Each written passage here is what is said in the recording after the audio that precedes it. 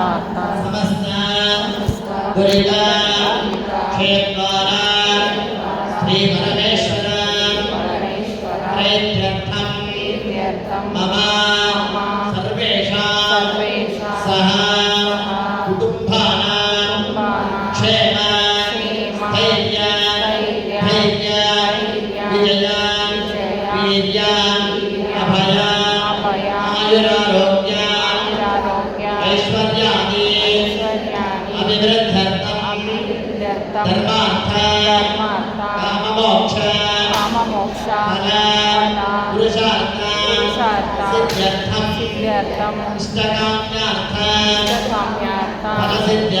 ಫಲಸಿದ್ಧ್ಯರ್ಥಂ ಆಧ್ಯಾತ್ಮಿಕ ಆದಿದೈವಿಕ ಆದಿಭೌತಿಕ ನವ ಜನಿತ ತಾಪತ್ರಯ ನಿವಾರಣ ಕಾಲ ನಮ ಕುಟುಂಬೆ ಅನ್ಯೋನ್ಯ ದಾಂಪತ್ಯ ಜೀವನ ಧಾನೇನ ಸುಖ ನಿವಾಸ ಸಿದ್ಧ್ಯರ್ಥಂ ಮಾಂಗಲ್ಯ ಮಹಾಲಕ್ಷ್ಮೀ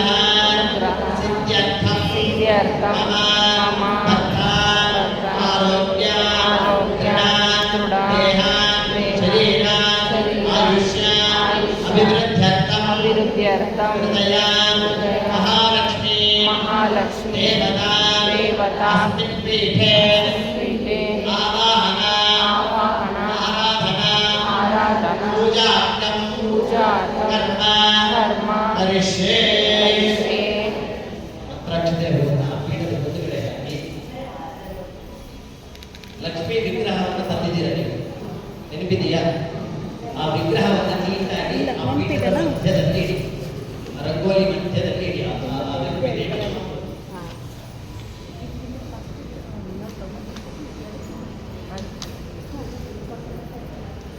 ಲಕ್ಷ್ಮೀ ಪೀಠ ಇದೆ ಅಲ್ವಾ, ಆ ಪೀಠದ ಮಧ್ಯದಲ್ಲಿ ಆ ಲಕ್ಷ್ಮೀ ದೇವಿ ವಿಗ್ರಹವನ್ನು ಇಡಿ. ನೋಡಿ ಏನು